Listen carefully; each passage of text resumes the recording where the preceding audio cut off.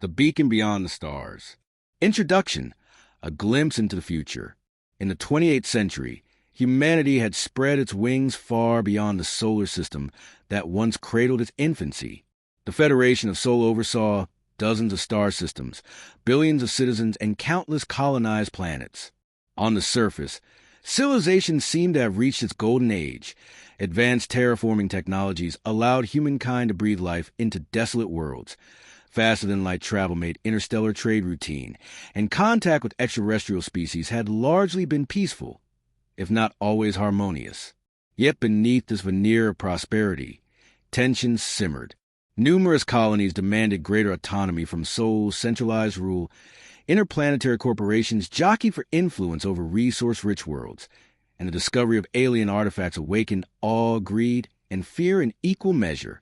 Among these swirling forces stood a unique crew aboard an exploratory vessel named TSV Aurora's Dawn. Their mission was to journey through uncharted regions, gather data about newly discovered planets, and forge diplomatic connections with any sentient beings they might encounter. The Aurora's Dawn was no ordinary ship. She was equipped with cutting-edge sensor arrays, an experimental warp engine designed by the visionary Dr. Oren Lake, and a specialized scanning module rumored to detect anomalies across vast distances. Commanded by the brilliant yet enigmatic Captain Aurelia Wynn, the ship's reputation for venturing into the unknown had made her crew legends within and beyond the Federation. It was said that whenever there was a strange signal or a rumor of ancient civilizations hidden in the darkness of space, the Aurora's Dawn would arrive to unravel the mystery. What follows is a story of one of the crew's greatest adventures, a saga of discovery, peril, and unlikely alliances that would mark a turning point not only in their lives, but in the history of the entire Federation. It begins, as many such tales do, with a faint signal emanating from a distant star cluster, far beyond the well-traveled corridors of known space. Chapter 1. The Mysterious Signal. Aboard the Aurora's Dawn, it was just another day in transit. The hum of the warp engines vibrated through the corridors, while the overhead lighting cast long, clean lines across the metal deck plating. The crew of over 200 individuals, human and otherwise, went about their routines, analyzing navigational charts, running system diagnostics, preparing hydroponic gardens for the next harvest cycle, and mapping any stray comets or asteroids that crossed their path. Then, in the sensor suite, an urgent beep shattered the steady calm. Ensign Serafini Barra, a wide-eyed data specialist, leaned closer to her console. She had been running a standard sweep of the region when a faint reading ticked into existence on the far edge of the screen. At first, she assumed it was an echo or some cosmic background noise. But as she refined the sensors, the blip remained consistent, a pulsing signal, artificially produced and repeating at exact intervals. Captain Wynn, you may want to see this. Seraphine spoke into the ship-wide communications channel. Her voice was laced with excitement and a hint of dread. Captain Aurelia Wynn arrived in the sensor suite swiftly. She was tall and poised, with keen blue eyes that missed nothing. Even off duty, she tended to wear the crisp, black uniform jacket of the Aurora's Dawn with its gold trim, a reminder of the unwavering standards she set for herself and her crew. At her side was Commander Jovan Steele, her second-in-command. Where Aurelia was calm and deliberate, Jovan was quick to action and fiercely loyal to his captain. Seraphine pointed at the screen, her voice trembling slightly. That's not a natural phenomenon. It's some sort of directed signal. Very faint, but it's there, and it's coming from a system we've never charted before. The star is about 5 light-years away from our current position. Aurelia tilted her head, analyzing the data. A system outside standard Federation space lanes. Possibly an unregistered colony, or she trailed off, considering the possibilities. Commander Steele took a deep breath, crossing his arms. We should investigate. We are the Federation's eyes and ears in this region, and an unknown signal can't be ignored. With a single nod from Aurelia, the course of the Aurora's Dawn was set. Their next stop, the uncharted Darim's Veil system, the source of that ghostly beacon in the vast darkness of space. Chapter 2. Crew and Characters. 1.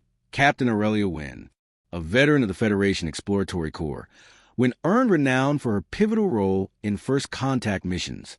Known for her balanced leadership style, She values her crew's safety yet remains resolute in pursuing the unknown. Her past experiences have endowed her with empathy for alien cultures and a healthy respect for the dangers lurking in uncharted regions. 2. Commander Yovan Steele. As the first officer, Steele often acts as the driving force behind day-to-day ship operations. He is more impulsive than Aurelia, less prone to diplomacy, and more inclined to decisive action. Still, his unwavering loyalty and strategic mind have saved the crew multiple times in perilous circumstances. 3. Dr. Oren Lake. Brilliant but absent-minded, Dr. Lake is a chief scientist and inventor of Aurora's Dawn's state-of-the-art warp drive. Forever fascinated by anomalies and exotic physics, he is the driving intellectual force of the ship's research department. Lake tends to be reclusive, preferring scientific pursuits to social gatherings. 4. Lieutenant Rhea Tvar. An alien from the matriarchal planet Tvas, Rhea is responsible for xenobiology and cultural research. Her psionic abilities, mild telepathy and empathic reading, make her invaluable in bridging communication gaps with new species. While her calm demeanor often soothes tensions, her telepathic sensitivity makes her vulnerable in times of conflict. 5. Chief Navigator Kashandaro. Born in the Martian city-state of New Tharsis, Kashan had dreamed of traveling the stars his entire life. Precise, detail-oriented, and resourceful, he directs the ship along the safest or most efficient routes. Despite a serious approach to navigation, he enjoys telling tall tales about mythical cosmic entities whenever off duty. 6. Ensign Seraphine Ibarra. Bright and determined, Seraphine's extraordinary skill with the sensor suite brought her aboard. She's on her first extended mission beyond Federation core space, and while her talents speak for themselves, she grapples with self-doubt in the face of real, unforeseen dangers. Together with their diverse crew, these main characters set the stage for the eventful expedition that was about to unfold. Chapter 3. Arrival at Darim's Veil. The Darim's Veil system orbited a blue-white star significantly hotter than Earth's Sunday. The star's luminescence gave the surrounding gas clouds a shimmering glow, reminiscent of translucent silk veil, hence the poetic name assigned by star mappers centuries ago.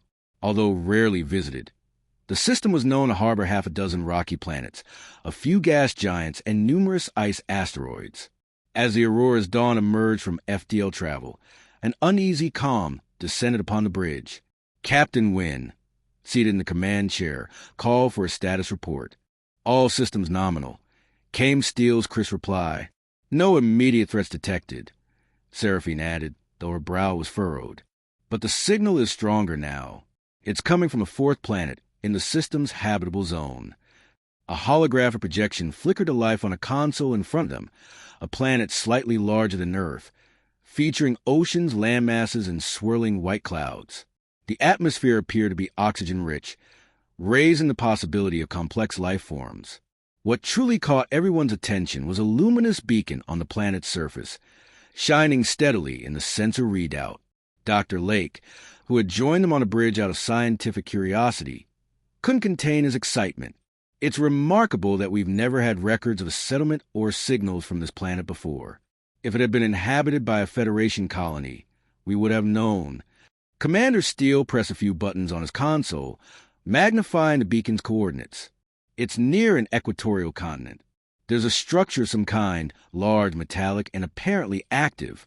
There's minimal orbital debris, so no sign of a large space station or prior conflict in the region. Then we gear up for a landing party, Captain Wynn announced, her voice resolute.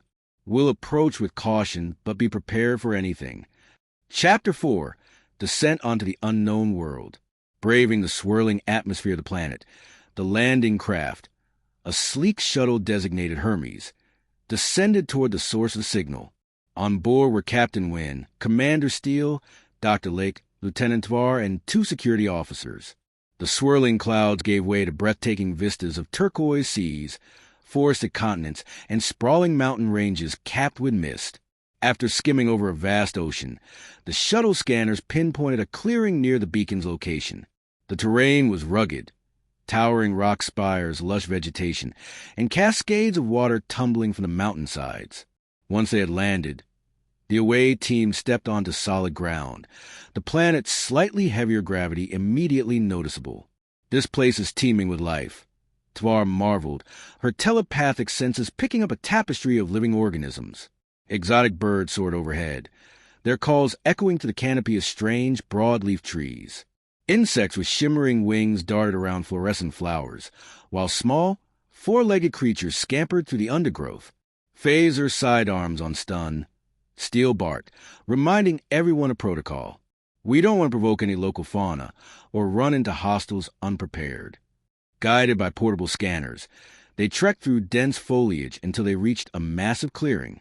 At its center stood a towering spire of metal that emitted a gentle, pulsing light from its summit. The spire appeared centuries old, draped in vines and moss, yet somehow still functioning. Intricate alien script adorned its sides, reminiscent of geometric glyphs arranged in symmetrical patterns. Dr. Lake scanned the surface with a handheld device. The material composition is bizarre, almost like a self-repairing alloy. I've never seen anything quite like it. I detect power readings, though I can't identify the energy source. Tvar, eyes half closed in concentration, stepped forward. I sense something. Consciousness? It feels faint, almost like an echo. The group exchanged uneasy glances, the significance of her words sinking in. If the spire was indeed housing some form of sentient intelligence, it changed everything about their approach. With both excitement and caution, they pressed on, determined to find the source of this faint presence. Chapter 5. An Ancient Guardian. At the base of the spire, the team found a doorway that had been forced open by time and the encroaching jungle. Inside, the corridor was dimly lit, but the walls still pulsed with the same gentle glow that emanated from outside. Strange motifs lined the walls, carvings depicting humanoid figures with elongated limbs and slanted eyes, apparently engaged in scientific experiments or star mapping. Farther in, they reached a spacious chamber where a circular console dominated the center.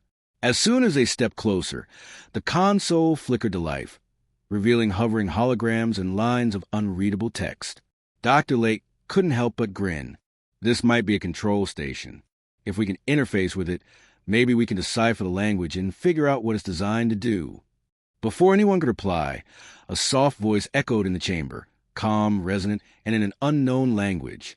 Yet, strangely enough, each of them could understand it in their minds, as if it were spoken in their native tongue. Who comes seeking knowledge of the Lemurian? The crew froze. Tvar's expression became a mask of concentration. It's telepathically projecting a translation to us, she whispered. Captain Wind cleared her throat. We are explorers from the Federation of Sol. We detected your beacon and came to investigate. We mean no harm. A soft glow pulsed along the chamber walls, and from a raised dais at the back emerged a holographic entity, a tall, slender figure clad in what appeared to be ceremonial robes. The figure's face, with high cheekbones and large, dark eyes, looked serene but carried an undercurrent of sorrow. I am known as Sarah's caretaker of the spire. The figure spoke. We have lain dormant for hundreds of your years, hoping someone would find us. You are the first intelligent life to discover this place since the fall of our civilization. The away team felt a mixture of awe and apprehension. They had stumbled upon the remnants of an advanced alien culture, now reduced to a lonely guardian and a silent beacon. As Sarah's guided them deeper into the spire, more of the Lemurian civilization's history became clear.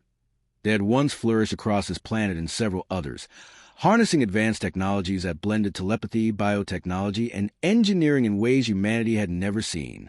However, a cataclysm, one Sarah's referred to as the Great Sundering, had shattered their civilization.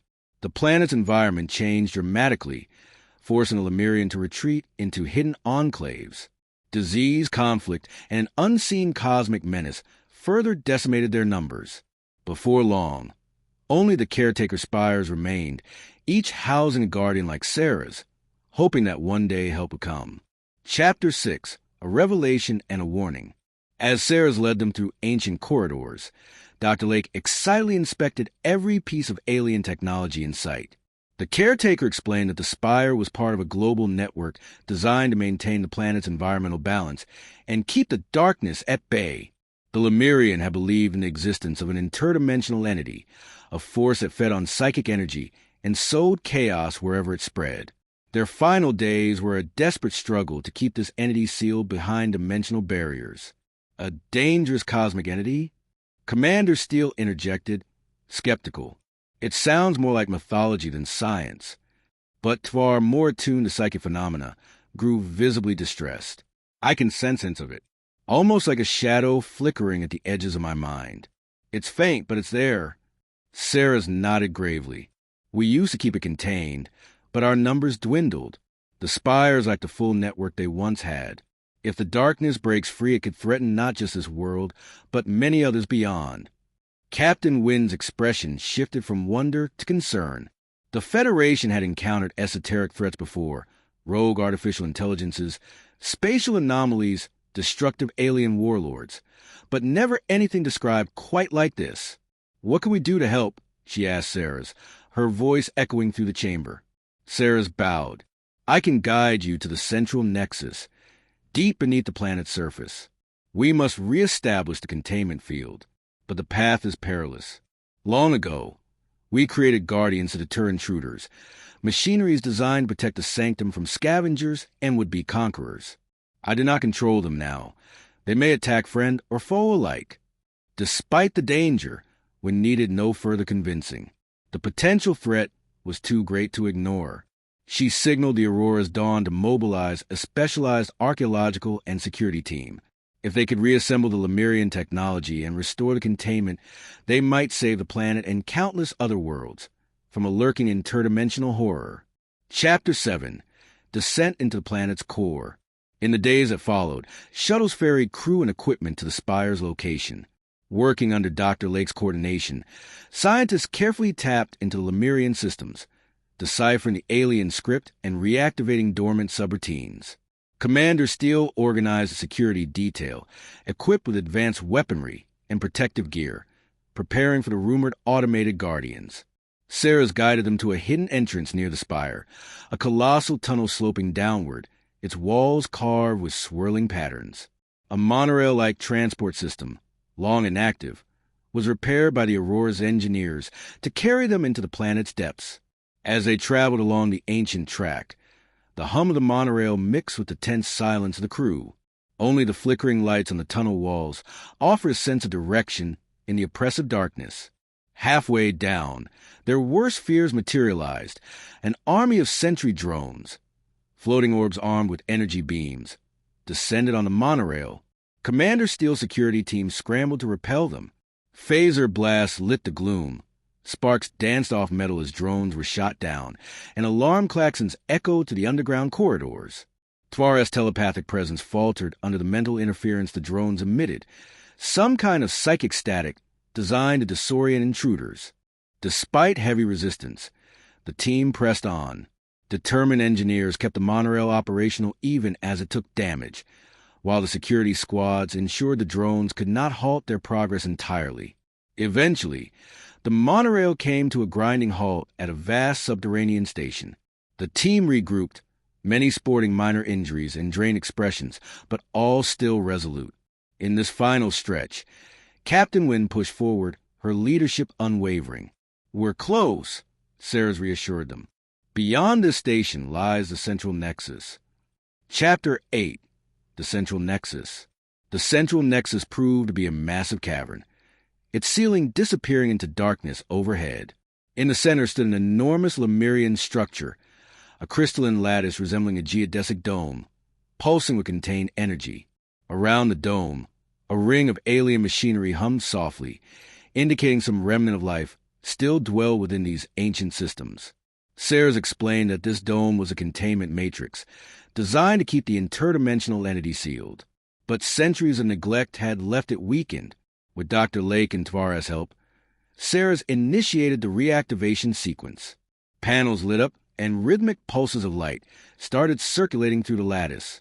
In the spectral glow, the crew could glimpse fleeting, nightmarish shapes swirling against the dome's inner walls, manifestations of whatever lurked on the other side. As the matrix came online, a piercing screech reverberated through the cavern, sending chills down every spine. Tvar clutched her head in agony, overwhelmed by telepathic feedback. The howling presence battered at the dome, seeking to exploit any weakness. The dark entity, sensing an attempt to contain it once more, lashed out with a psychic storm that momentarily short-circuited the machinery. Alarms blared and the lights dimmed. Commander Steele and his security team scrambled to defend the containment machinery from a new wave of the Spire's automated guardians, larger, more formidable constructs that swarmed to eliminate any perceived threat to the facility. At the same time, Dr. Lake frankly input data into the control console, bridging Lemurian code with Federation technology. "Almost there," he shouted over chaotic din. "We need just a bit more power to fully seal the rift." Captain Wynn, seeing Tvar struggling, rushed to her side. She placed a reassuring hand on the lieutenant's shoulder. "Lieutenant, if you can hear me, we need your telepathy. We need you to reinforce the seal from within."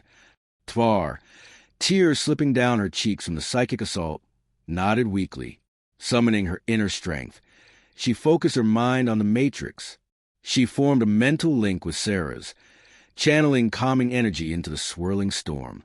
The caretaker's holographic form flickered, but together they stabilized the containment field. In those harrowing minutes, phaser beams lit the darkness. Sparks flew from console panels, and the haunting wails of the dark entity rattled the walls. Finally, Dr. Lake finished his modifications, sending a surge of power from the Aurora's Dawn's portable reactors into the Lemurian system. The Matrix blazed with light, sealing the dimensional rift with a thunderous crack. The nightmarish shapes within the dome dissipated, replaced by a calm, steady glow. Chapter 9, A New Dawn. In the aftermath, silence fell over the cavern. The machinery hummed gently, no longer threatened by the entity or the rampaging guardians. Would it cease their attacks the moment the Matrix stabilized? Tvar collapsed into Captain Wynn's arms, exhausted but alive. Commander Steele and the rest of the security team lowered their weapons, relief washing over their faces, as they realized the battle was won. Sarah stood, tranquil and composed. "You have done a great service," the caretaker said, inclining its head in a gesture of profound gratitude. "With the rift sealed, the Lemurian legacy can finally rest, and this planet is safe again. We cannot repay you, but perhaps our knowledge may guide your Federation toward a brighter future." Dr. Lake and Tvar exchanged a glance, already envisioning how the advanced technology of the Lemurian might revolutionize Federation science, especially their sophisticated blend of telepathic interfaces and bioorganic engineering. Yet, each of them recognized the responsibility that came with such knowledge. In the wrong hands, it could become a weapon as terrible as the darkness itself. Above ground, the skies cleared of the psychic heaviness that once lingered, as if the planet itself sighed in relief. Plants shimmered in the sunlight, animals ventured closer to Spire, and the planet's future seemed hopeful for the first time in centuries. Chapter 10, Reflections and Departures. With the main crisis resolved, the Aurora's Dawn set up a temporary research base to study the Lemurian ruins under Sarah's guidance. Over the next few weeks, the crew cataloged countless artifacts, transcribed alien inscriptions, and carefully mapped out the intricacies of the caretaker spire. News of their discovery would inevitably reach the rest of the Federation, and with it would come further expeditions, political jockeying, and perhaps even new alliances. Captain Wynn, Commander Steele, and Dr. Lake took a moment to reflect, seated around a makeshift table beneath the planet's vivid, star-studded sky. Tvar, still recuperating from the psychic strain, quietly meditated nearby, her eyes closed in serene contemplation.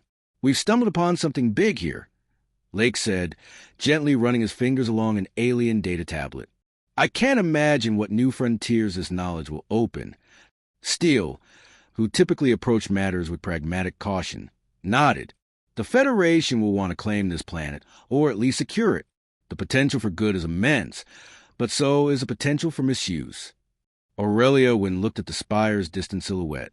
"If we do this correctly, we honor the Lemurian legacy by preserving their culture and learning from their mistakes. We can't let the darkness in us overshadow what they tried so hard to protect." She glanced at her crew, recalling how each had stepped up in the face of overwhelming danger. Ensign Serafini Barra, though still anxious, was a hero for detecting the initial signal and guiding the rescue teams through the labyrinthine corridors. The security personnel fought bravely against mechanical guardians without hesitation. Engineers overcame centuries-old technology to help seal an interdimensional threat. Antvar tapped into depths of her psionic potential she had never before accessed. Each individual had proven the strength and virtue that made exploration and unity possible. In the weeks to come, the Aurora's dawn would depart, carry with them troves of data, and the knowledge that the galaxy was far more mysterious and interconnected than they had ever imagined. The name Lemurian would enter Federation archives as a vanished civilization whose triumph and tragedy served as both warning and inspiration. Ceres would remain as caretaker, quietly overseeing the spire and preserving the newly strengthened containment. Should any future threat arise, the caretaker would be ready, though now, with Federation allies, it would not stand alone. Conclusion: a legacy carried forward. The adventure in the Darim's Veil system became a defining chapter for Captain Aurelia Wynn and her crew. Word spread throughout the Federation of their discovery. An advanced but fallen alien culture, a cosmic menace halted by cooperation, and a treasure trove of knowledge awaiting those who sought to wield it responsibly. This saga reaffirmed what the Aurora's dawn and its people had always believed, that the greatest voyages lie not just in traveling farther and faster, but in forging deeper connections between species, between minds, and between the past and the future. There will be other missions, other wonders, and other perils, but for now, they had proven that courage, unity, and respect for the unknown could overcome even the darkest of threats. Thus, the beacon beyond the stars, a lonely signal in the cosmic night, found an answer, and in so doing, sparked a new dawn for those with the courage to heed its call. End of article. From this epic journey, we see how the spirit of exploration, teamwork, and respect for ancient knowledge can converge to reshape entire worlds.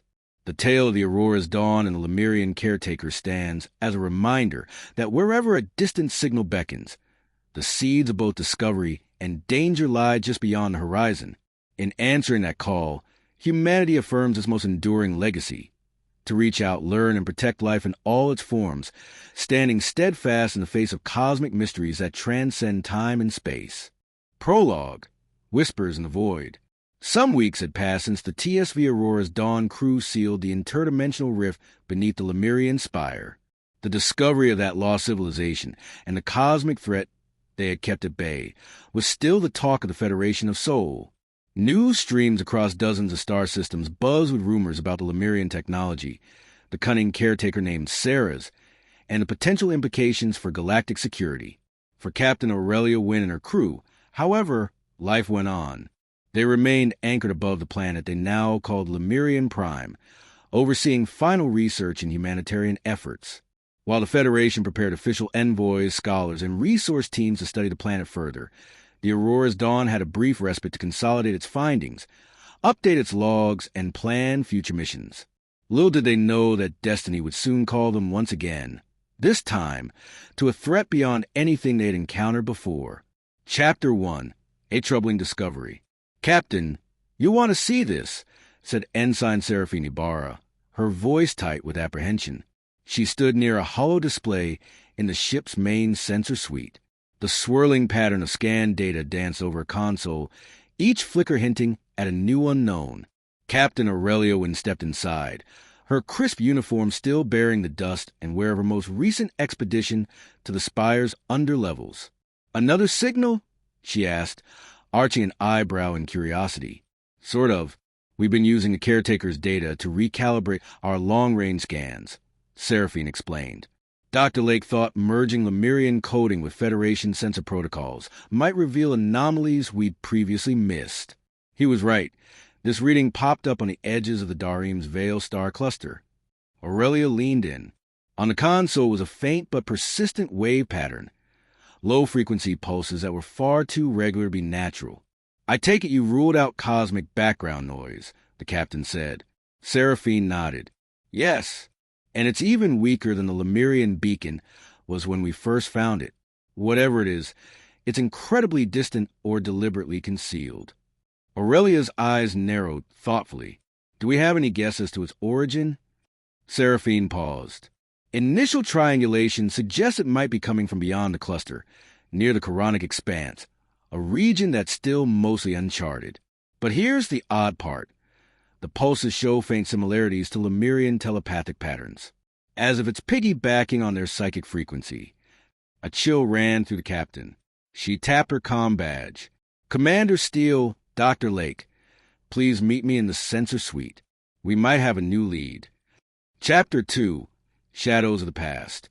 Moments later, Commander Yovan Steele strode in, accompanied by Dr. Oren Lake. Steele's expression was as focused as ever, while Lake's excitement was already palpable. They crowded around the holo display as Seraphine replayed the wave patterns. "Fascinating," Dr. Lake murmured, eyes shining. "The telepathic overlay is subtle, almost as if it's keyed to Lemurian architecture. How is that possible outside the star system?" Commander Steele frowned. "Could there be another caretaker spire somewhere else in the galaxy?" "Not exactly," said a soft, reverberating voice from behind them. The crew turned to see Sarah's, the Lemurian caretaker, who had just stepped into the room. Sarah's holographic form now had limited range across the Aurora's dawn, thanks to Dr. Lake's integration of Lemurian technology with Federation systems. The Lemurian had multiple outposts, though few were as developed as the one on this planet. If this signal truly mirrors our psychic signature, it might be from an old research facility or a hidden sentinel station. Aurelia crossed her arms, her mind already pivoting to mission planning. "And you have no direct knowledge of it?" Sarah's inclined its head, a gesture of regret. "Our records of off-world sites are incomplete. However, the signal's pattern suggests it may be a distress call, or possibly a lure. Without further data, I cannot say for certain." Steele exhaled. "I don't like the sound of that. We just sealed one cosmic horror. I'd rather not open ourselves up to another." "Agreed," Aurelia responded. "But if it's truly connected to the Lemurian network, leaving it unchecked might be worse." Dr. Lake nodded fervently. "This is a chance to chart unknown territory and follow a vital clue. Who knows what we'll find, or what might be at risk if we ignore it?" A hush fell over the room. Beneath the excitement, everyone remembered the cataclysmic threat they had just faced. But the Aurora's dawn was known for handling the unknown. Eventually, Aurelia glanced at Seraphine. "Plot a course for the Quranic expanse. Relay all relevant data to Kashindaro and coordinate with navigation. We'll depart as soon as the away teams finish packing up at the spire." As Seraphine got to work, Commander Steele tapped his comm badge, ordering a recall of essential personnel. The Aurora's dawn was about to embark on another journey, one that promised new discoveries and, perhaps, new dangers. Chapter 3, Departing Lemurian Prime. 2 days later, everything was set.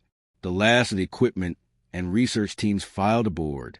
Shuttles rose smoothly from the planet's surface, carrying crates laden with Lemurian artifacts and coded data crystals gleaned from the caretaker spire.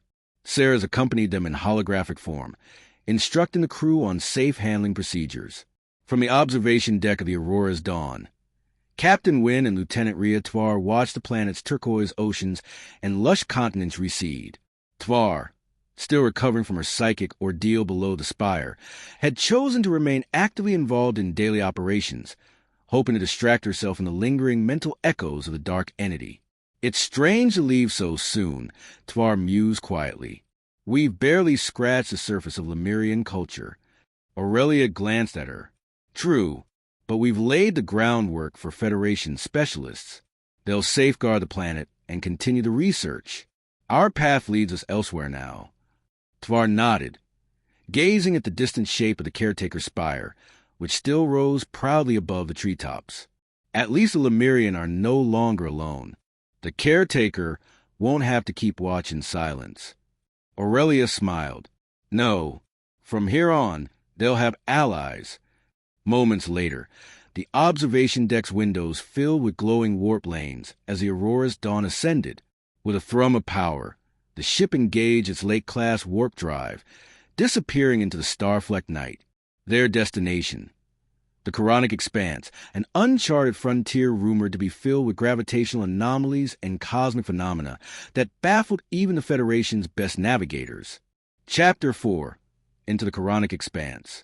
The Quranic expanse was like a cosmic tapestry painted in dark blues and purples, where swirling nebulae merge with glittering star clusters. Here, the Aurora's dawn encountered gravitational eddies that tested the hull's structural integrity. Pulses of unexplained radiation flare across sensor rays, prompting Dr. Lake to scribble reams of notes about exotic subspace fields. Chief Navigator Cassian Darrow wore a deep frown as he manipulated the helm controls with expert precision. "Gravimetric turbulence is off the charts here," he muttered. "I've never seen anything like it. Feels like the entire region's alive, shifting every moment." Commander Steele, standing behind Cassian, rested a hand on the back of the pilot's chair. "Stay sharp. We can't afford a hull breach." Captain Wynn and Sarah's joined them on the bridge. The caretaker's holographic form flickered slightly, as if the region's energies interfered with the broadcast. "The signal is growing clearer," Sarah said. "Its repetition interval is nearly identical to our old research beacons." Aurelia nodded. "That means we're close." "Seraphine, what's our ETA?" Seraphine, working at the sensor station, furrowed her brow. "We should reach the source in about 3 hours. But I'm picking up something else. Large objects in motion. They're widely spaced, possibly asteroids or rogue planetoids. Steer clear of them," Aurelia instructed, even as Cassian deftly adjusted the heading. As they delved deeper into the expanse, the swirling backdrop of nebula gases and flickering starlight offered a haunting beauty. Tvar, standing quietly off to the side, closed her eyes. She felt waves of faint psychic resonance, like distant voices overlapping, too many to distinguish. On the fringes of her mind, a subtle tension nagged at her, almost like a gentle tug warning her that something was about to change. Chapter 5, Hostile Encounter. It happened faster than anyone expected. One moment, the Aurora's dawn was weaving through pockets of gravitational distortion. The next, an alarm shrieked. Multiple contacts dropping out of FDL. Seraphine's voice called out, her eyes darting across sensor readings. "They're on an intercept course." Aurelia turned to Cassian. "Evasive maneuvers now." But the unknown vessels moved with startling precision. They surrounded the Aurora's dawn in a wide, net-like formation. The main view screen magnified one of the ships, wedge-shaped, with serrated hull plating and an ominous glow around its engine core. "Identification?" Aurelia snapped. Commander Steele tapped into the ship's database. No Federation or known alien signatures. Their weapon systems appear active. They're charging. Before he could finish, bright lances of energy streaked across the void. The Aurora's dawn shuddered under the impact, but her shields held, barely. "Return fire," Aurelia commanded, just enough to drive them off. Phaser beams lashed out, scattering across the aggressor's shields. One enemy ship peeled away, trailing sparks, but the others tightened their encirclement. Over comm channels came an alien voice, crackling with hostility. "Leave this sector or be destroyed," it hissed, the words half deciphered by the ship's universal translator. Aurelia keyed to comm to respond, her voice firm. "We are on a peaceful mission. Identify yourselves." Only static replied, followed by another barrage of weapons fire. Dr. Lake clung to a console for support as the ship lurched. "Captain, we can't sustain a firefight with so many hostiles in this region. The gravitational eddies are wreaking havoc on our shield harmonics." Commander Steele clenched his jaw. "We need a strategic retreat, but that'll mean losing the signal."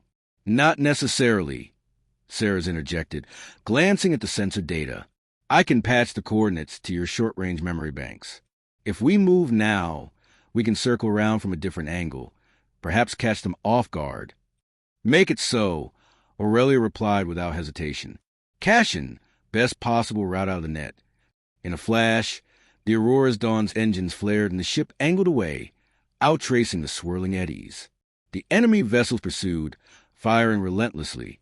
Decks across the Aurora's dawn flickered with power fluctuations, and damage reports flooded in. But Cassian, working in tandem with the ship's advanced warp drive, managed to thread a path through the shifting gravimetric chaos. One by one, the enemy ships peeled off as the gravitational anomalies battered them, until none could keep pace. The Aurora's dawn vanished into a patch of swirling purple gas, slipping out a direct line of sight. Silence reigned on the bridge, punctuated only by the hiss of short-circuited power conduits and the steady beep of life support readouts. Aurelia exhaled. Status. Commander Steele grimaced. Shields at 30%. Starborn nacelle took a beating, but we're still space-worthy. No casualties reported, though we have injuries. Dr. Lake frowned at the damaged console. It seems these hostiles know the region well enough to set up an ambush. That wasn't a random pirate attack. They were trying to keep us out. Sarah's hovered near the captain's chair, its holographic form stabilizing. The signal is still there. If we can find a safer route, we could approach undetected. Then that's what we'll do, Aurelia decided. We didn't come this far to turn back now. Chapter 6. The Listening Post. Hours later, after reconfiguring the warp drive for stealth, rebalancing the shield harmonics against the gravitational chaos, and carefully charting a new path, the Aurora's Dawn arrived at a secluded region of the Koronic expanse. Spread out before them was what looked like an abandoned listening post, drifting in the darkness. The station was spherical, dotted with sensor arrays and antennae extending like spines. Its outer hull bore the same architectural motifs the crew had seen on Lemurian Prime, elongated forms and swirling geometric patterns. It's definitely Lemurian in origin, Dr. Lake said in awe. Probably a deep space research outpost. Maybe they use it to monitor or communicate across vast distances. Lieutenant Tvar closed her eyes, sensing the faint psychic resonance again. This time it was stronger, an echo that seemed to pulsate from the station's core. I can feel it, she whispered, as though it's trying to reach out or warn us. Aurelia glanced at Sarah's. Would you be able to interface with it? Sarah studied the designs on the station. Yes, though only if we can get inside. I sense minimal power, enough to keep life support or essential systems online, but not much more. Commander Steele looked at the captain with concern. We don't know if those hostile ships are still in the area. A boarding operation could leave us vulnerable. It could, Aurelia conceded. But if this station is broadcasting something important, we can't ignore it. She inhaled slowly, then squared her shoulders. Let's assemble an away team. We'll use a stealth shuttle to avoid detection, get inside, and see what's happening in there. A murmur of agreement passed among the bridge officers. The Aurora's Dawn, battered but unbowed, would once again become the spearhead of the Federation's curiosity, ready to face the unknown lurking in this hidden Lemurian station. Chapter 7. Boarding the Ghost Station. Within the hour, a small shuttle, a matte gray craft designed for stealth infiltration, launched from the Aurora's Dawn. On board were Captain Wynn, Commander Steele, Dr. Lake, Lieutenant Tvar, 2 armed security officers, and a holographic presence of Sarah's uploaded into the shuttle's onboard systems. The station loomed larger as they approached, a silent sentinel in the cosmic gloom. The docking bay door was partially open, unresponsive to remote commands. With careful maneuvering, the shuttle slipped inside, touching down gently on the deck. Upon exiting, the away team found themselves in a half-lit hangar with flickering lights and drifting motes of dust. Slender, arch-like beams span overhead, reminiscent of the architecture in the caretaker's spire. A sense of abandonment hung in the air. Corridors stretched into darkness, no sound but the team's own footsteps. Dr. Lake scanned the environment. Atmosphere is just within breathable range, though stale. Seems the environmental systems have been on low power for centuries. Aurelia stepped carefully over loose debris. All right, let's find the control center. Stay alert. As they moved deeper into the station, they passed sealed doors with Lemurian script etched along the frames. Some areas showed signs of damage, scorch marks and twisted metal, hinting at a possible battle long ago. Tvar paused at a junction, her expression taut. I sensed something fear, desperation, as if whoever was here last had no time to escape. Commander Steele tensed, scanning with a handheld device. No life signs, he reported, but there's an intermittent reading coming from below us. They descended a spiral ramp leading to a central chamber. At the far end of that chamber, a large console with a darkened holographic projector waited. Sarah's image flickered into existence beside it, placing a transparent hand against the alien controls. Soft lights began to glow, forming intricate symbols. This is a long-range psi relay, Ceres explained.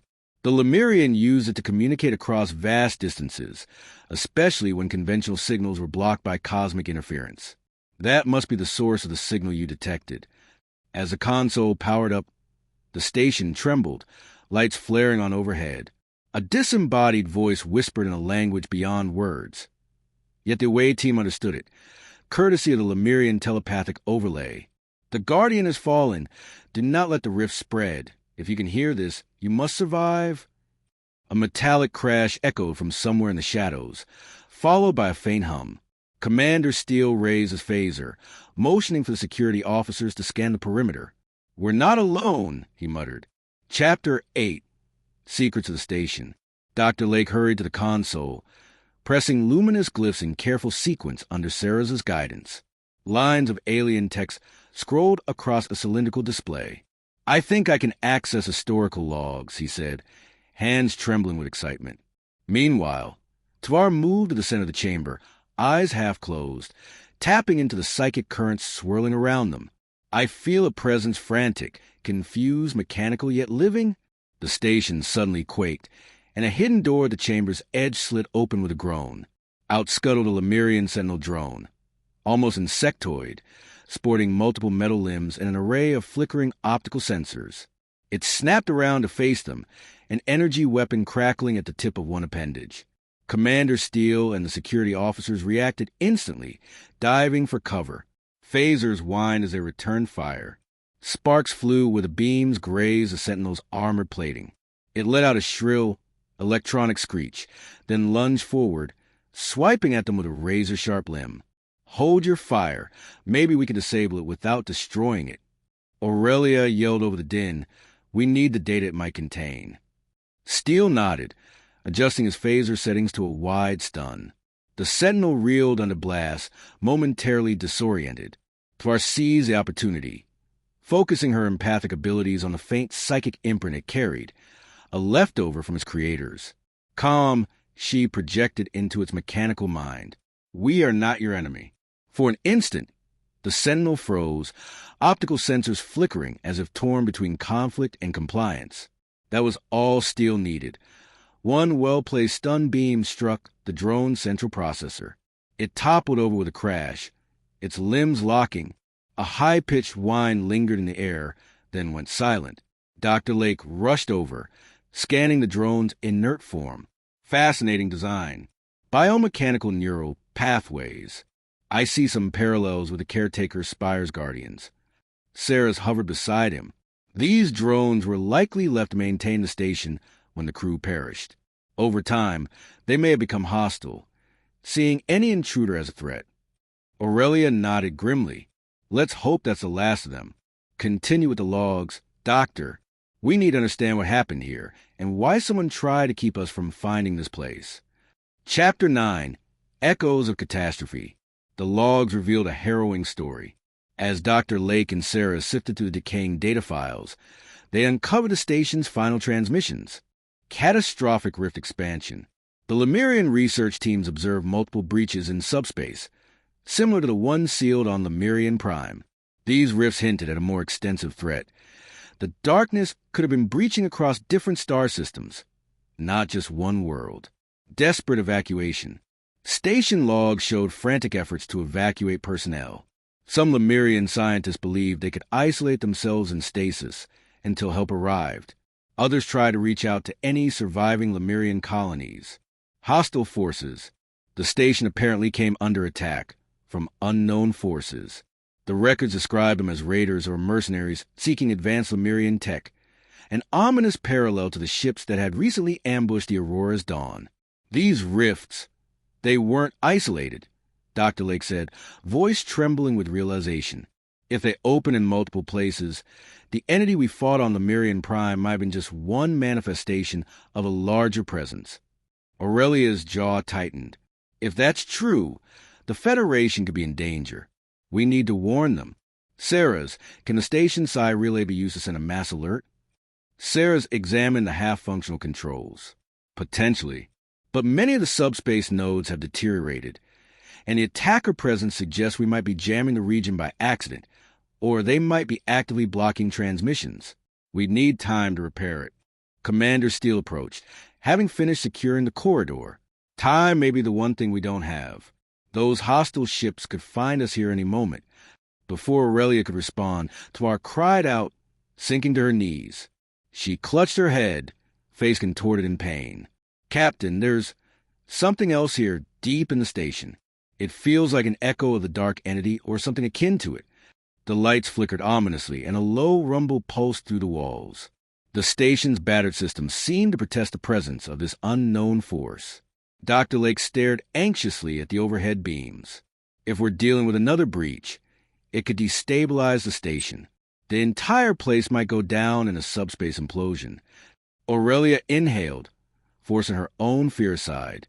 We split into two teams. Steele and Tvar, come with me. We'll investigate that presence. Dr. Lake, stay here with Ceres and the security detail to repair the relay. We can't leave until we know what we're up against, or until we have a warning beacon ready to broadcast to the Federation. As the away team prepared to descend deeper into the station's bowels, tension weighed on every breath.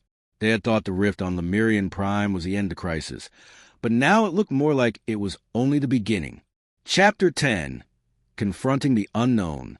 Armed with flashlights and guided by Tvar's telepathic intuition, Aurelia, Steele, and Var navigated twisting corridors and half-collapsed maintenance tunnels.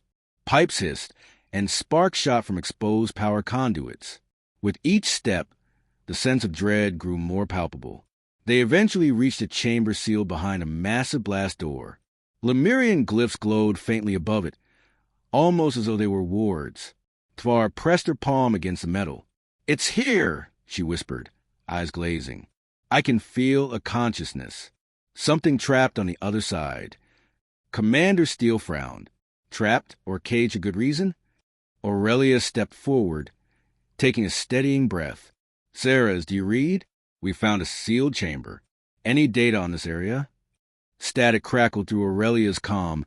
Then Ceres's calm voice responded. "That room is labeled Containment Annex. It may hold a fragment or echo of the darkness. Proceed with caution. The log suggests the station scientists couldn't destroy it, only confine it." Tvar keyed the door's control panel, her telepathy guiding her to override ancient security protocols. The blast door groaned open. Beyond it lay a darkened room, lit only by the sputtering glow of a shattered containment field. In the center hovered a swirling mass of dim light and shadow, shifting like a living mist. A ripple of malevolence shot through Tvar, forcing her to stagger. Steele raised his weapon in alarm. "Captain?" Aurelia felt a knot of dread coil in her stomach. This wasn't the full force of the entity they had encountered on Lemurian Prime, but was clearly related, a fractal shard of that same monstrous power. Perhaps. It pulsed in silent fury, straining to break free from the faltering devices that imprisoned it. "We can't let it escape," Aurelia said, her voice quiet but firm. Chapter 11. A Battle of Wills. As they inched closer, the swirling mass reacted. Tendrils of inky darkness lashed out, battering the flickering containment fields. Tvar staggered again, grappling with a wave of psychic despair. She had spent days recovering from her last mental battle with the dark entity. Now, she felt it clawing at her mind once more. Commander Steele braced Tvar against his shoulder. "Hang in there, Lieutenant," he urged. Then he fired a concentrated stun burst at the swirling energy, hoping to disrupt it. The beam of light vanished into the vortex, swallowed as if by a bottomless maw. Aurelia realized that physical weapons would do little here. She tapped her comm. "Dr. Lake, Ceres, this entity is still contained, but not for long. Can we reinforce the field from your end?" Static. Then Dr. Lake's hurried voice. "I'm jury-rigging a feed from the station's power core. Ceres is rerouting subspace dampeners, but it may take a minute." They didn't have a minute. With a loud crackle, the shattered containment emitter on the far side of the room failed entirely. The swirling shape lunged outward. Aurelia felt an icy grip on her consciousness, like sinking into a dark ocean. Fear and anger that weren't hers threatened to consume her will. Just then, Tvar summoned her last reserves of psychic energy. She stepped forward, even as her legs trembled and reached out to the telepathic plane. A bright flicker of empathic warmth flared from her mind, pushing back against the gloom. "We do not fear you." Tvar's thoughts rang out. "Return to the void from which you came." For a heartbeat, the swirl of darkness recoiled. Then Tvar felt another presence, a supportive mental link. Sarah's, bridging from the command center, joined Tvar in the psychic realm, bolstering her strength. Together, they projected calm and resolve, forging a telepathic barrier that the entity could not easily break. Commander Steele watched in awe as Tvar and the caretaker's combined willpower began to slow the entity's advance. Yet it was still a stalemate. The field flickered, threatening collapse. Chapter 12. Sealing the rift again. Suddenly, Dr. Lake's voice crackled over the comm. "I'm ready to power the backup emitter. If it works, it'll re-energize the containment field. But it might also overload the station's central power. The entire place could blow if we're not careful." Aurelia set her jaw, glancing at Tvar and Steele. "We don't have a choice." "Do it." Moments later, a thunderous hum reverberated through the deck plates. Banks of dormant machinery lit up in vivid cascades of Lemurian script. The swirling entity screeched, an unearthly sound that pierced their minds. Then it began to shrink, as if being compressed by invisible walls. Tvar gasped, her psychic link flooded with a tide of raw hatred. Beside her, Commander Steele steadied her with a hand. Aurelia kept her phaser ready, uncertain if conventional weapons would help. Inch by inch, the entity was forced back into the center of the chamber. The backup emitter spat sparks, threatening to fail at any second. But it held. In a final burst of defiance, the entity lashed out again, shaking the entire station. A swirl of black energy coiled around Tvar's arm, scorching her uniform. She let out a cry of pain, and Aurelia rushed to intervene. But just then, Sarah's increased the damping field intensity, and the vortex abruptly snapped inward like a tornado reversed. The dark fragment vanished into a glowing containment matrix, leaving only the hum of the station's power behind. Silence. Commander Steele's breathing came in ragged gasps. Tvar collapsed to the floor, eyes fluttering but conscious. Aurelia knelt beside her, worry etched on her face. "Lieutenant," Tvar forced a reassuring nod. "I'll be all right. Just need to rest." They all looked at the sealed containment device, which now flickered with stable arcs of energy. Aurelia tapped her comm. "Dr. Lake, Sarah's status?" Dr. Lake replied, relief evident in his tone. "The field is holding. We've quarantined the entire annex. The station's structural integrity took a hit, but it's stable enough for now." Aurelia allowed herself a small smile. "Good work, everyone." Chapter 13. The Message of Warning. Back in the control center, Dr. Lake and Sarah's finished reactivating the psi relay. A trembling Tvar leaned against Aurelia for support, while Steele oversaw any last security measures. The Sentinel drone lay inert in a corner, deactivated so it wouldn't impede their final tasks. Sarah's accessed the newly revived communication systems. "We have enough power to send a message through subspace frequencies and Lemurian psi-band signals. It will reach the nearest Federation outposts, maybe even beyond." Commander Steele nodded. "We need to warn them about these rifts. If there are more fragments of the darkness out there." Aurelia looked at Dr. Lake. "We also have to mention those hostile ships. They clearly want Lemurian technology, and possibly to harness the darkness for themselves." Dr. Lake shuddered. "That would be catastrophic." Without further delay, Aurelia spoke clearly, her voice carrying the weight of command. "This is Captain Aurelia Wynn of the TSV Aurora's Dawn, broadcasting from a Lemurian research station in the Koronic Expanse. We have encountered evidence of multiple interdimensional rifts akin to the one sealed on Lemurian Prime. Hostile forces are active in this region, possibly seeking to weaponize lost Lemurian tech. We request immediate Federation support and caution all vessels to avoid the area unless prepared for extreme anomalies. This message is urgent. Repeat, urgent." Sarah's echoed the transmission on the psi band, weaving telepathic patterns through subspace. In a swirl of luminous glyphs, the warning spread out like ripples in a cosmic pond. For better or worse, the Federation, and perhaps others, would hear it. Chapter 14. a new frontier of danger and hope. With the station's immediate crisis contained and their warning sent, the Aurora's Dawn crew prepared to depart. They had salvaged what data they could, gleaning crucial insights into the rifts and precarious state of Lemurian legacy sites scattered across the galaxy. Yet this mission felt like the opening page of a far grander story, one in which the darkness and its countless breaches threatened not just one star system, but potentially all life within the Federation and beyond. Before leaving the station, Tvar and Sarah's walked side by side through one of the corridors. The lieutenant had regained some strength, though she still felt echoes of that cold malevolence.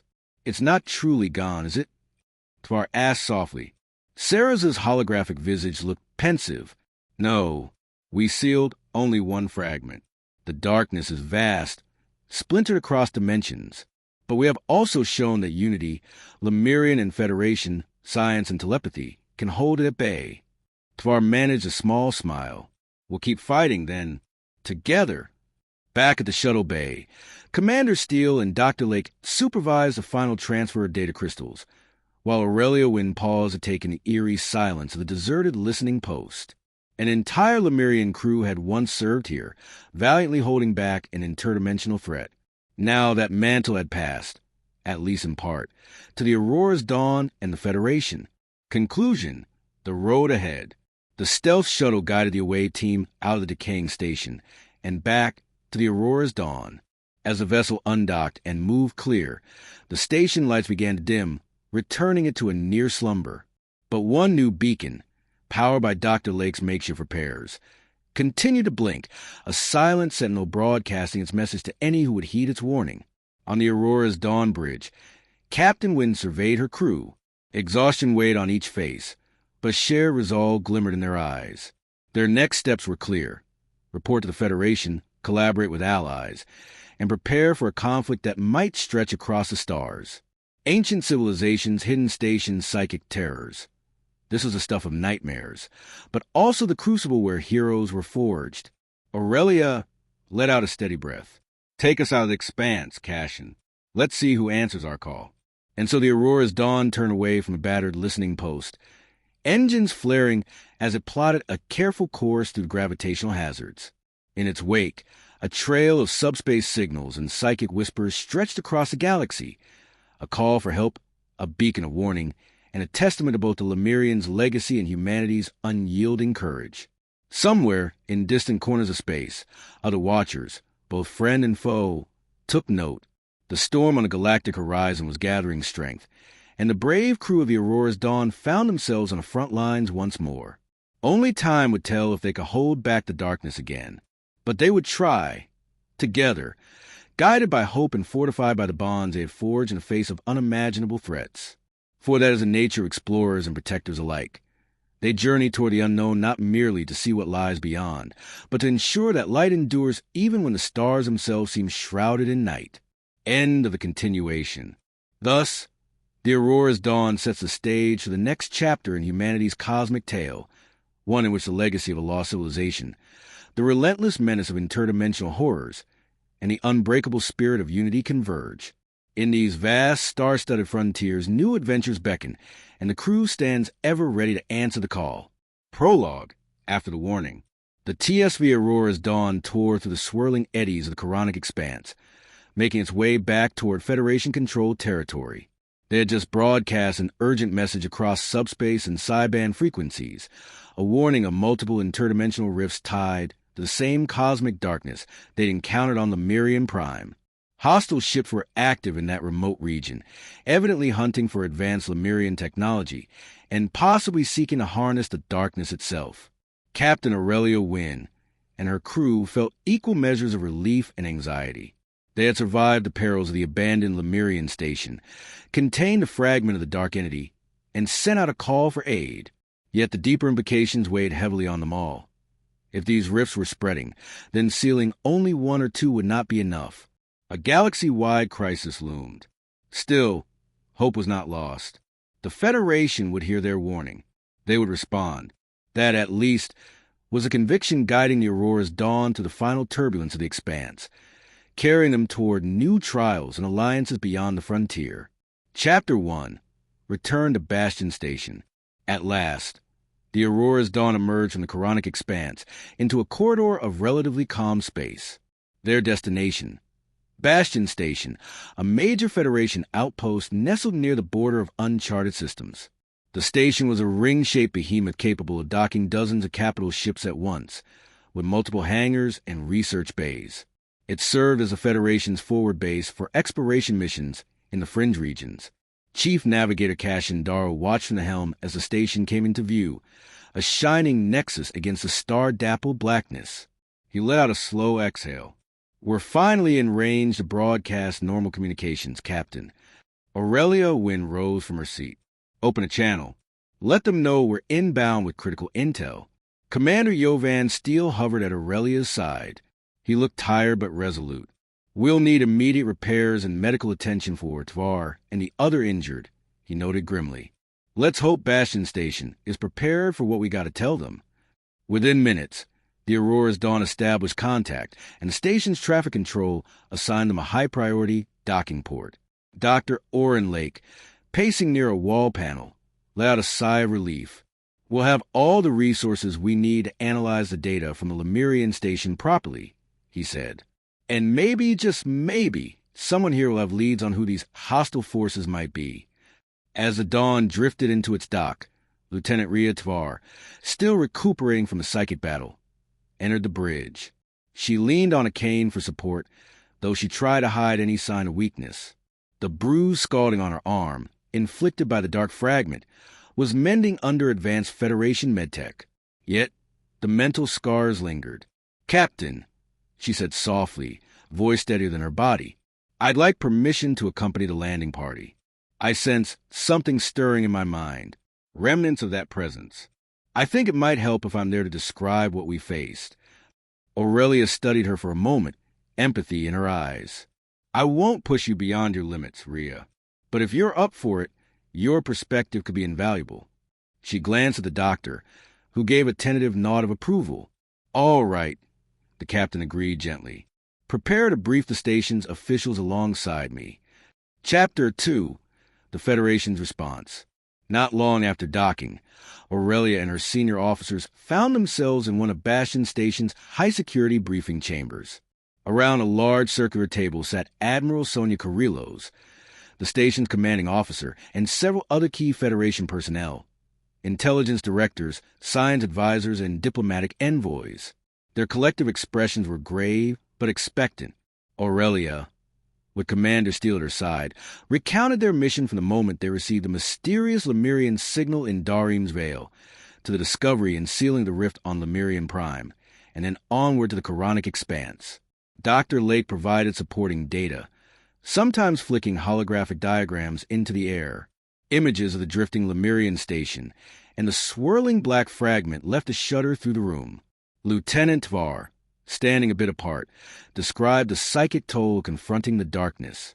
It preys on fear, anger, doubt. It's not just a force.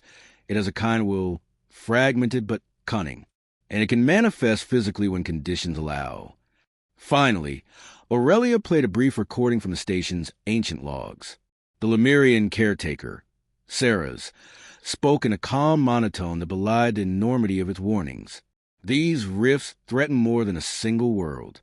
They are tears in the fabric of reality, allowing a cosmic malevolence to slip through in multiple star systems." When the last echoes of Sarah's voice faded, Admiral Kirillos let out a long breath. "This is unprecedented. We've had no official record of these rifts, except from your transmissions and the data from Lemurian Prime." An intelligence director leaned forward, clasping her hands. "Captain Wynn, you mentioned hostile ships that attacked you. Do you have any idea who they were working for?" Aurelia shook her head. "We couldn't confirm an identity. They weren't a known pirate faction or any recognized alien species. Their technology was formidable, though. They seemed familiar with the Quranic expanse and were determined to keep us away from that Lemurian station." Kirillos' gaze darkened. "That suggests a coordinated effort to seize advanced Lemurian tech, potentially to exploit these rifts. If so, the threat is twofold: the darkness itself and those who might weaponize it." Chapter 3, Gathering Allies. After a tense pause, the Admiral tapped the control on the table, bringing up a star map. "The Federation can't face this alone," she admitted. "Not when entire star systems could be at risk. We'll need to form a coalition of allies, even non-Federation powers who've had run-ins with subspace anomalies. This might include the Ariax Commonwealth, the Vora Imperium, or the Cordith Union. Normally, they keep to themselves or squabble with each other, but this crisis goes beyond politics." Commander Steele, arms folded, gave a curt nod. "We'll need to share intel carefully. Some of those powers might have their own agendas." Kirillos arched an eyebrow at his caution. Noted, "Commander, still, we can't let the perfect be the enemy of the good. If the darkness spreads unchecked, it won't distinguish between friend and foe." Seemingly in response, Tavares' telepathic sense stirred with a flicker of urgency, a premonition that time was short. She steadied herself against the table's edge. "Admiral, Captain, I sense that we might see another breach soon. The psychic echoes are resonating more strongly." That was all Kirillos needed to hear. "We'll dispatch immediate envoys," she declared. "Captain Wynn, I'd like the Aurora's Dawn to remain on standby at Bastion Station for urgent repairs and refits, then stand ready to launch if we get any sign of new rifts." Aurelia glanced at her officers. They all nodded resolute. "Understood. We'll be ready." Chapter 4. Shadows of Conspiracy. While the Aurora's Dawn underwent repairs, the crew found themselves with a brief respite. But they soon discovered the station was awash in rumors, whispers about spies seeking Lemurian data, shady strangers asking questions about the Aurora's discoveries, and back-channel dealings among the various factions that congregated on Bastion Station. Ensign Seraphine Ibarra first caught wind of it. She had become something of a hero after detecting the original Lemurian signal, and her sensor expertise was now in high demand. This gave her a reason to frequent the station's bustling data hubs. One day, while poring over scanning logs, she overheard two cloaked individuals in hushed conversation. "If we can replicate the caretaker's power source, we might open a rift of our own, weaponize it." "Sure. Not here. The Federation's watchers are everywhere. Wait until we have secure transport." Seraphine's blood ran cold. She quietly slipped away and hurried back to the Aurora's Dawn, where she relayed the incident to Commander Steele and the captain. "Whoever they are, they're after more than just knowledge," she concluded. "They're looking to create or exploit a rift on their own terms." Steele slammed a fist against a console in frustration. "Damn it! That's exactly what we feared. Someone out there sees these rifts as an opportunity." Aurelia's expression hardened. "Seraphine, pass this intel on to Admiral Kirillos' security team. We can't let them get their hands on Lemurian technology." Chapter 5. Diplomatic Crossroads. Meanwhile, Bastion Station began receiving diplomatic envoys in response to Admiral Kirillos' summons. Arriving via their own starships were Emissary Yola Denzuri of the Ariax Commonwealth, wearing long, shimmering robes that reflected a cultural emphasis on scientific excellence and aesthetic design. Inquisitor Gravok Torn from the Vora Imperium. Tall, imposing, clad in austere black uniform. The Imperium was known for its militaristic traditions and xenophobic undertones, but they also dreaded subspace anomalies that threatened their borders. Ambassador Haroran of the Cordith Union, a reptilian species known for advanced biotech and rigorous neutrality. Haroran's multi-lidded eyes constantly flicked between the Federation officers, as if searching for hidden truths. Admiral Kirillos convened them in Bastion Station's Grand Hall, with Captain Wynn present as a key witness to recent events. Tensions ran high. Each faction demanded proof of the so-called darkness, and each seemed wary of sharing technology or resources. Emissary Denzuri's voice was silky, but laden with skepticism. "Your claims are extraordinary, Admiral. Interdimensional rifts? A telepathic menace that can subvert entire planets? We require verifiable evidence before we commit Ariax vessels." Kirillos gestured to Aurelia, who presented holographic logs and first-hand testimonies. However, the Vora Inquisitor remained unconvinced. "The Imperium does not fight illusions. We have long known Federation explorers to exaggerate threats to gain political leverage." At that, Tvar couldn't restrain herself. Though physically worn, She projected a firm voice. I confronted this darkness with my own mind. Believe me, it's as real as the station we stand on. If you think it's Federation trickery, you're a fool. An icy silence spread across the chamber. For a moment, it seemed the negotiations might collapse into mutual suspicion. But Ambassador Heroin's forked tongue flickered in an expression of contemplation. We have studied other anomalies, albeit less severe. If your stories hold any truth, ignoring them would be unwise. Carrillo seized on that moment of potential unity. That's exactly why you're all here. We can't fight this alone. Together, we stand a chance, if only to share intelligence and coordinate resources. The Federation is even willing to provide limited Lemurian data under strict supervision. Reluctantly, the delegates nodded, although each carried hidden reservations. A fragile alliance began to form, spurred by necessity and fear of the unknown. Chapter 6. The Call to Arms. While diplomatic efforts continued, the Aurora's Dawn remained Bastion Station's centerpiece for what might come next. Repair teams scurry across her hull to patch energy burns and structural microfractures from the Coronic Expanse battle. Inside, Dr. Lake supervised an upgrade to the experimental warp drive, integrating new calibrations gleaned from Lemurian schematics. Seraphine Ibarra refined the sensor suite with partial caretaker coding, hoping to detect rifts before they fully formed. During these tense days, Commander Steele also formed a joint security detail with station forces. They tracked suspicious individuals, hoping to find the conspirators that Seraphine had overheard. It was slow going. Bastion Station's corridors sprawl for kilometers, teeming with aliens of all backgrounds.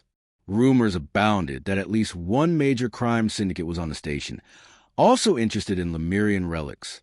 Then, abruptly, a priority alert blared through Federation channels.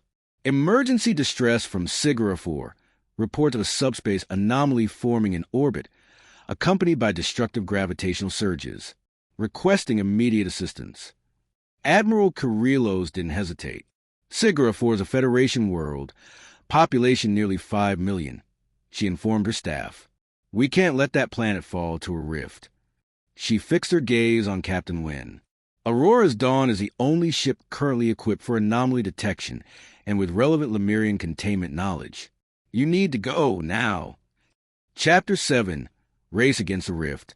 Still exhausted from her last mission, the Aurora's Dawn departed Bastion Station at emergency warp, accompanied by 2 Federation frigates that had minimal knowledge of rift phenomena but could offer defensive support. The newly upgraded warp drive hummed with an almost organic cadence, thanks to Dr. Lake's modifications. On the bridge, tension mounted. Lieutenant Tvar, determined to help, took up her station at xenobiology and telepathic monitoring. Seraphine manned the sensors, scanning for any sign of a forming breach. Commander Steele joined Captain Wynn in the command area. ETA to Sigara 4? 3 hours. If the new warp configuration holds, Cashendaro called back from helm. But if the rift's already growing, he left the implication unfinished, that they might arrive too late. Dr. Lake paced anxiously behind them. I've loaded a series of containment subroutines for the deflector dish, based on Lemurian field designs. But we'll need to see the anomaly first to know if it'll even work. Aurelia placed a reassuring hand on Lake's shoulder. It's the best plan we have. Let's trust in our ship and each other. Chapter 8. Sigara in Crisis. Upon dropping out of warp near Sigara 4, the scene on the main view screen stole the crew's breath. A swirling maw of blue-violet energy hung in low orbit, crackling with electric arcs. Churning gravitational pulses tugged at the planet's upper atmosphere, causing massive storms below. Even from space, the swirling cloud formations looked catastrophic. Scanning the anomaly now, Seraphine announced. It's definitely subspace in nature, similar to Lemurian's rift, but bigger. I'm also detecting spiking psionic readings. Tvar winced, pressing a hand to her temple. I can feel it, like a storm in my mind, feeding on the planet's fear. The Federation frigates, Vanguard and Solar Wind, arrived moments later, positioning themselves defensively. Commander Steele opened a channel with planetary authorities. Frantic voices spilled through, describing collapsing infrastructure and panicked evacuations. Thousands were trying to flee the planet via civilian transports, but gravitational turbulence was making launch windows erratic. Captain Wynn acted swiftly. Cassian, hold a stable orbit at maximum safe distance. Dr. Lake, prepare the deflector for containment pulses. Tvar, see if Ceres can interface with the station's caretaker software to refine our approach. We need to stabilize that rift or at least keep it from growing. Chapter 9, Battle above Sigara. Just as the Aurora's Dawn powered up its deflector array, the ship's sensors blared again. 2 unidentified vessels dropping out FTL on the far side of the planet. Seraphine's voice shook. It's them, Captain. The same configuration that ambushed us in the Quranic expanse. Aurelia's eyes narrowed. They followed us here, or they've been tracking Rift events. Either way, we have no choice but to hold them off. Commander Steele, coordinate with Vanguard and Solar Wind. Engage those hostiles. In the ensuing clash, beams of brilliant energy lit up the vacuum. The enemy ships fired upon the Aurora's Dawn with savage precision, clearly aiming to disable rather than destroy, likely hoping to capture Lemurian tech. The Federation frigates fought valiantly, flanking the aggressors to force them back.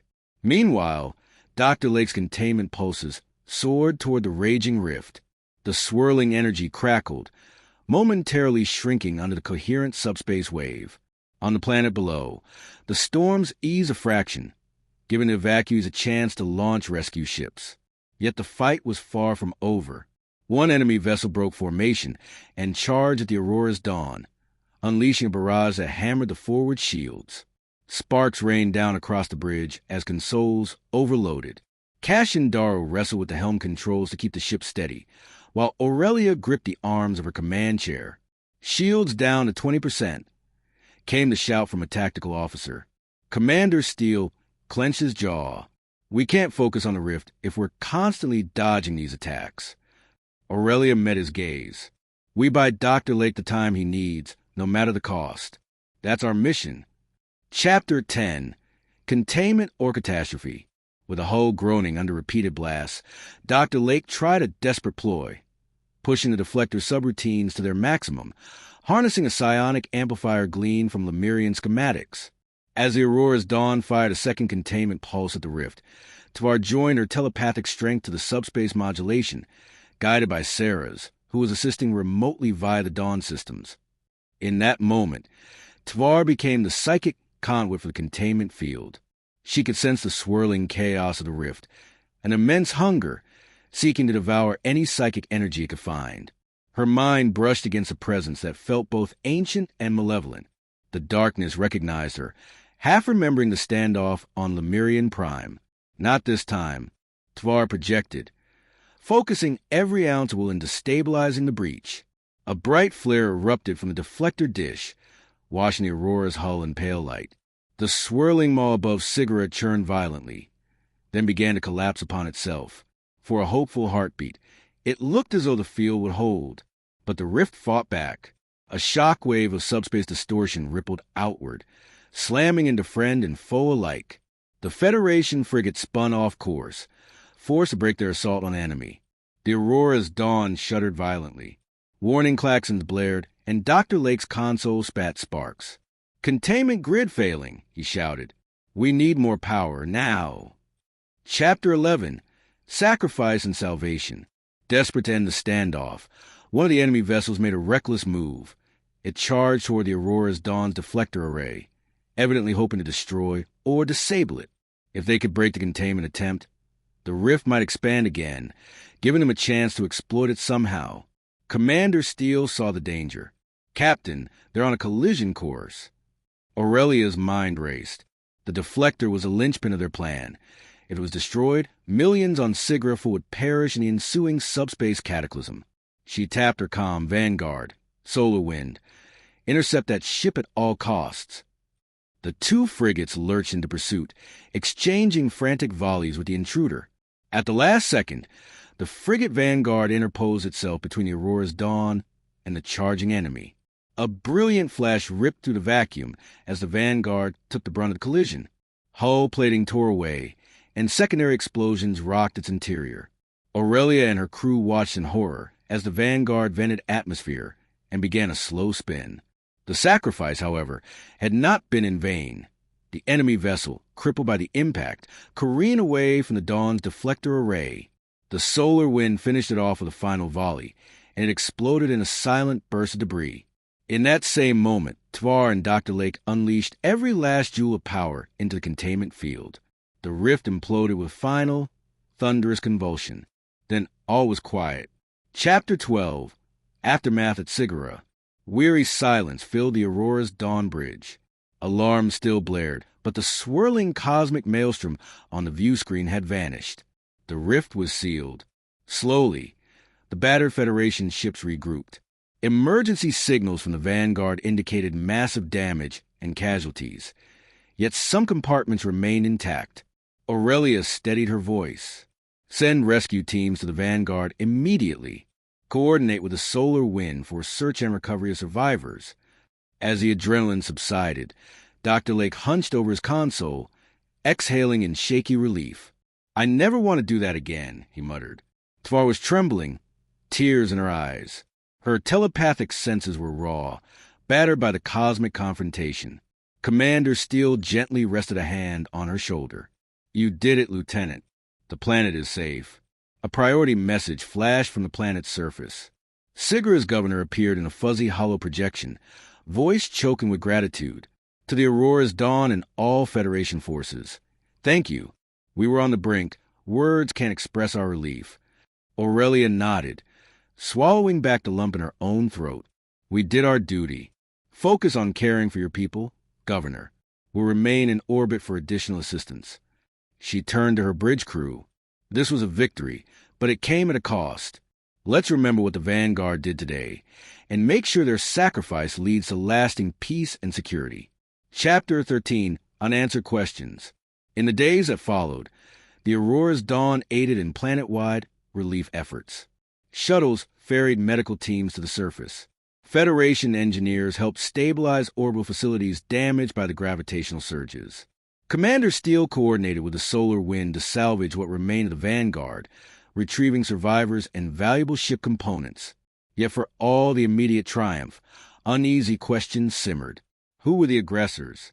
The second enemy ship had jumped to FDL before the Dawn could intercept, leaving behind little trace besides hull fragments. Intelligence specialists suspected a splinter group, possibly ex-Federation or from a fringe empire, but no solid leads emerged.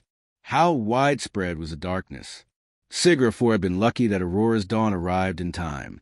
There might be other rifts forming in secret or other fragments of the dark entity biding their time. Could the fragile new coalition hold? Back at Bastion Station, the Ariacs, Vor, and Court of Ambassadors waited to see if the Federation's demonstration of containment technology would convince them to join a permanent alliance, or if their own agendas would lead them astray. Throughout it all, Ceres, the Lemurian caretaker, remained a silent helper, scanning subspace within the Dawn systems. It lacked the full power it once wielded on Lemurian Prime, but its centuries of knowledge offer hope that any future rifts could be detected earlier. Chapter 14. A Meeting of Resolve. At length, the Aurora's Dawn received a call to return briefly to Bastion Station. Admiral Carrillos had assembled the Allied representatives once more, eager to show them the evidence of the Dawn's success at Sigara, despite the tragedy of the Vanguard's destruction. It was proof that rifts could be contained if the right methods were employed, and that they could be lethal to any faction foolish enough to try harnessing them. In the station's grand hall, Captain Wynn addressed the ambassadors, who listened with wary respect. Videos and sensor readings showed the final moments around Sigara 4, the subspace pulses, and the brilliant collapse of the rift. Even the stoic Vor Inquisitor gazed at the images in silent contemplation. We've shown that the threat is real, Aurelia concluded firmly, and that united efforts can prevail. This is bigger than territory or politics. Unless we pool our knowledge, we'll all be overwhelmed by the darkness. Emissary Denzuri, representing the Ariacs, folded her hands in a symbolic gesture of respect. The Ariacs Commonwealth is prepared to cooperate with the Federation. Our Science Council stands ready to assist in analyzing any further rifts. Ambassador Haroran flicked his reptilian eyes around the room. The Cordith Union seeks stability. We will exchange data on biotech that might reinforce containment, but we remain neutral in your political conflicts. Lastly, Inquisitor Torn of the Vor Imperium rose, rigid and cold. We do not trust your Federation, but we trust this darkness less. We will assist, for now, only to the extent that it safeguards our borders. A flicker of hope lit Admiral Carrillo's face. Then we have an accord, however fragile. Let this be the start of a formal coalition. Our very existence may depend on it. Chapter 15, Looking to the Future. The pieces were coming together. A shaky alliance, yes, but one that might buy enough time to track down and seal each new rift before it could endanger billions. The Aurora's dawn, battered but unbroken, had proven that with Lemurian knowledge, the Federation could make a stand against the darkness. Still, Captain Aurelia Wynn felt the weight of responsibility. She had lost good people, seen entire worlds teeter on the brink, and sensed a cunning malice lurking in those interdimensional shadows. She knew that some parties would seek to exploit this crisis, seeking power or profit from the precarious nature of the rifts. And she suspected that the hostile forces who'd hounded them in the Quranic expanse and attacked at Sigra were only one branch of a much larger conspiracy. Back aboard the Aurora's dawn, the senior staff gathered in the ship's lounge for a rare moment of calm. Commander Steele sipped a hot beverage, scanning casualty reports from the Vanguard. Dr. Lake mulled over new modifications to containment field. Serafini Barr was busy analyzing the hull fragments from the destroyed enemy ship, hoping for clues to their origin. Tvar meditated quietly, trying to heal her psychic wounds. Cassian Darrow told subdued stories of star lanes that meandered to the frontier, weaving them into hopeful metaphors for the uncertain path ahead. At last, Aurelia joined them, folding her arms in a gesture of solidarity. We've stepped into a bigger story than any of us expected, but we're not alone. We have each other, plus new allies for however long they'll stand with us. Steele nodded. Wherever the next rift appears, we'll be there. That's what we do. They raise their cups, coffee, tea, or the alien equivalent, to a silent toast. A fragile alliance, an unrelenting cosmic threat, and a spark of hope that refused to die. This was a new status quo, a patchwork shield against the creeping darkness. Epilogue, the road not taken.